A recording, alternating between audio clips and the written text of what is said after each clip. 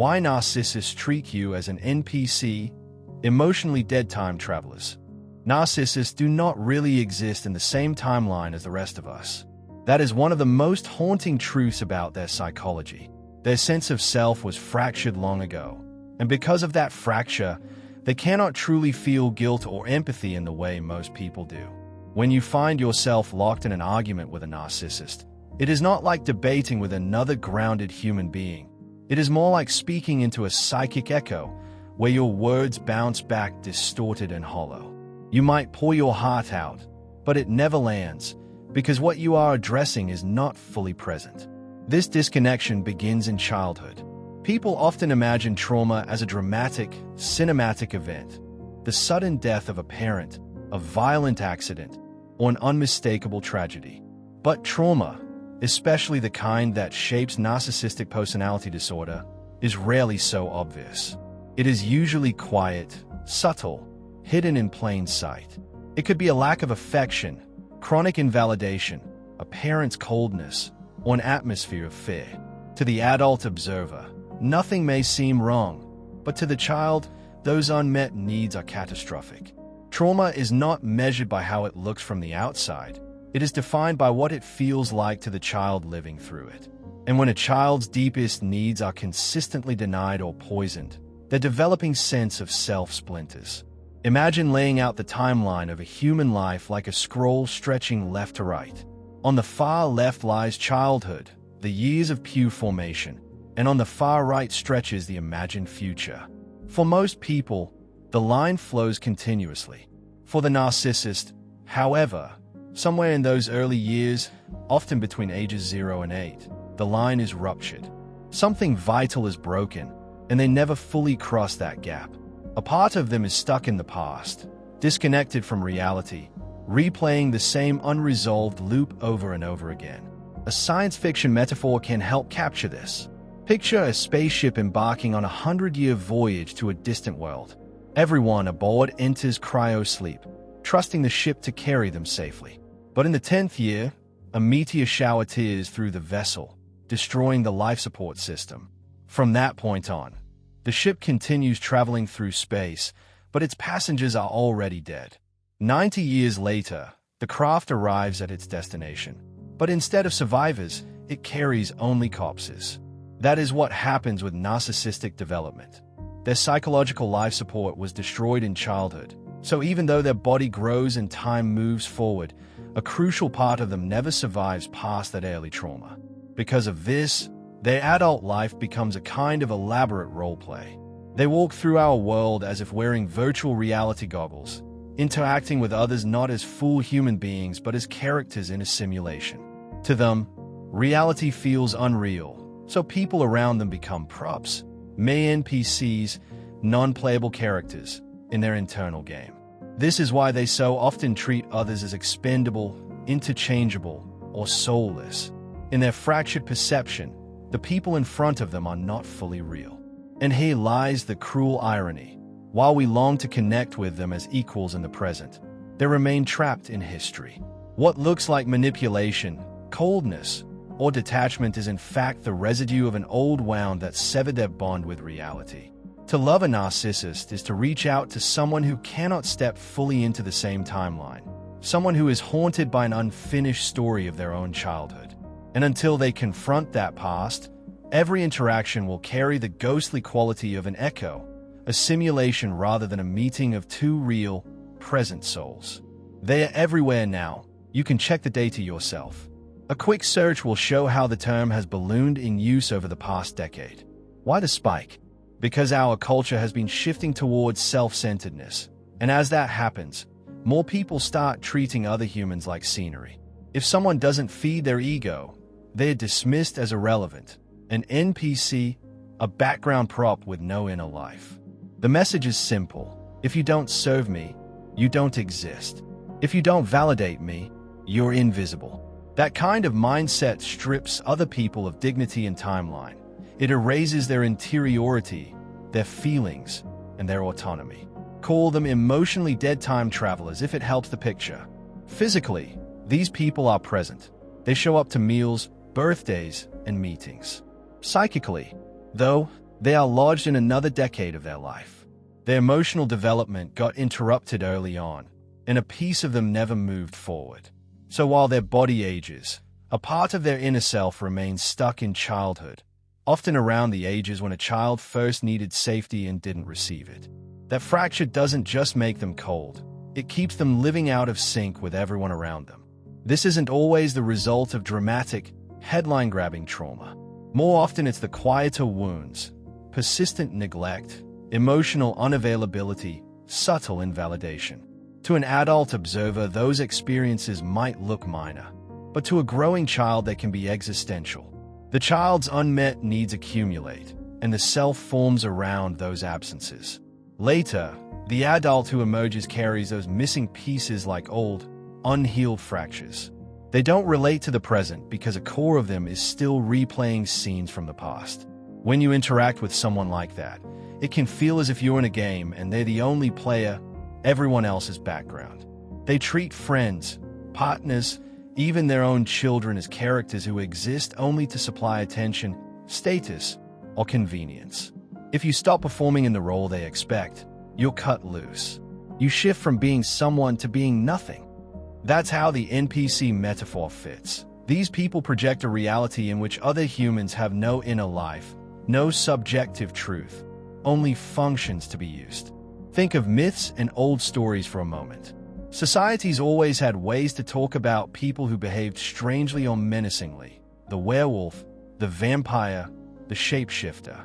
Those images weren't just horror entertainment. They were metaphors for human behavior that didn't fit regular moral categories.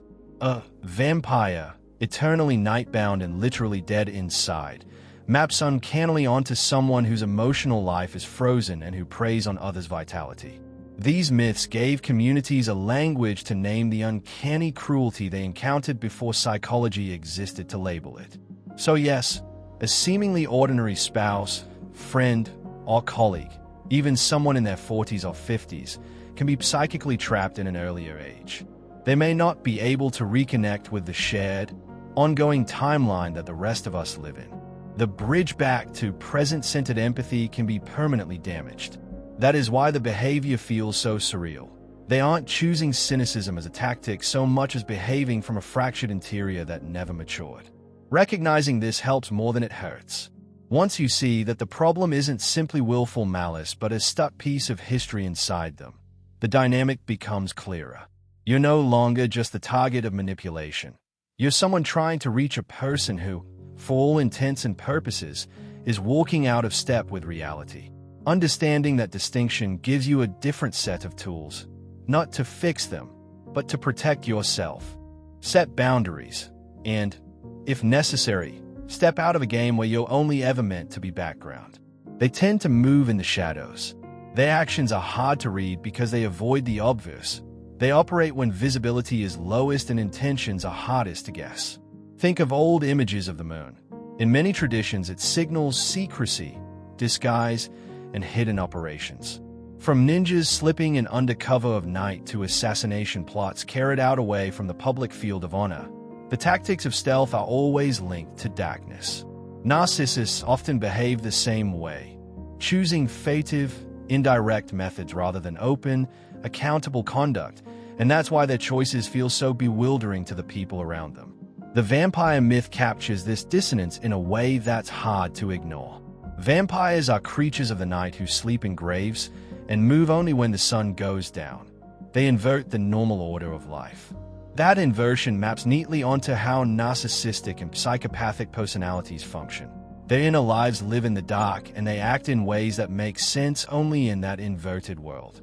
They are, in a symbolic sense, lodged in tombs of their own making, places where time doesn't move forward, where aging and vulnerability are denied. Part of the vampire image is that they do not visibly age and that they need another's life force to survive. In some stories, a vampire can share a drop of blood and bind someone to them, creating a dependent companion. That fantasy of remaining unchanging, of extending oneself by consuming others, is at the heart of the narcissistic wish.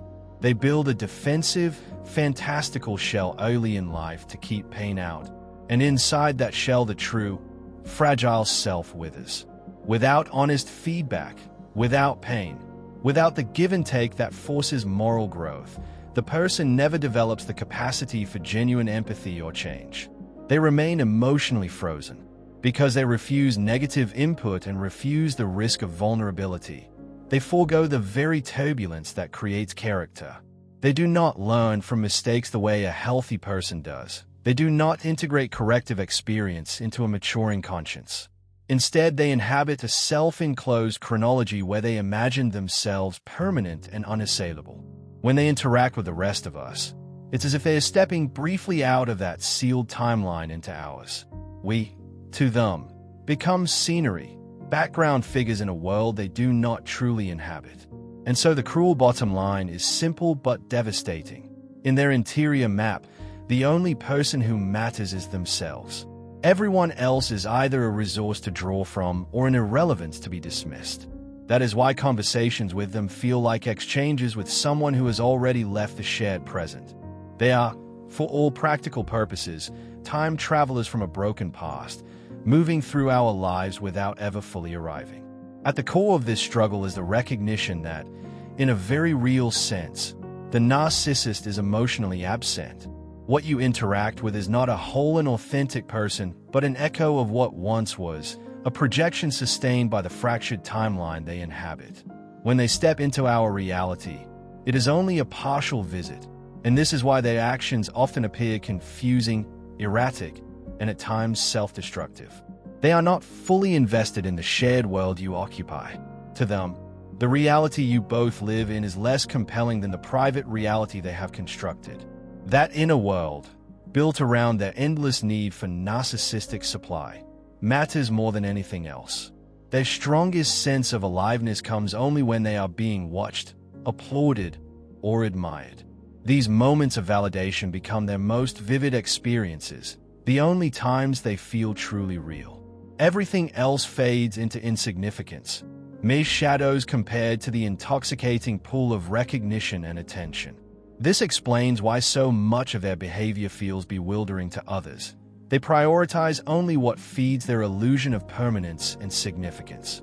For them, ordinary life, relationships, responsibilities, even self-preservation, is expendable, while the applause of others is essential. Because of this dynamic, recovery from narcissistic abuse requires more than simple advice or quick fixes. Healing involves careful, deliberate work to understand the distorted patterns you've been entangled in and to rebuild a sense of reality anchored in yourself. That is why I designed a comprehensive program intended to serve as a full roadmap for recovery. I created it without cutting corners, taking as much time as needed to cover every stage of the healing journey, from the very first step to the gradual process of reclaiming independence, self-respect, and peace of mind. The material now spans many hours, and I intend to continue refining it until I can honestly say I have given everything I can to help people move forward after narcissistic abuse. This roadmap is not meant to replace therapy, but to complement it. Working alongside a trained professional, especially one familiar with narcissistic abuse, will make the material far more powerful and personally adaptable. I cannot promise that the wounds of this experience will disappear overnight, but it is realistic to expect that within a couple of months of serious engagement with the practices, you could feel 80 to 90% better. That final stretch of healing may continue as a lifelong journey, and that is perfectly natural. My hope is to provide a structured, thorough path that leaves no stone unturned, equipping you with the tools to navigate the long-term process. I am proud of the depth and clarity this program offers, and I believe it can make a profound difference. Thank you for giving me your attention and your time. I look forward to guiding you further on this journey and to supporting you as you step into a future free from the shadows of narcissistic abuse.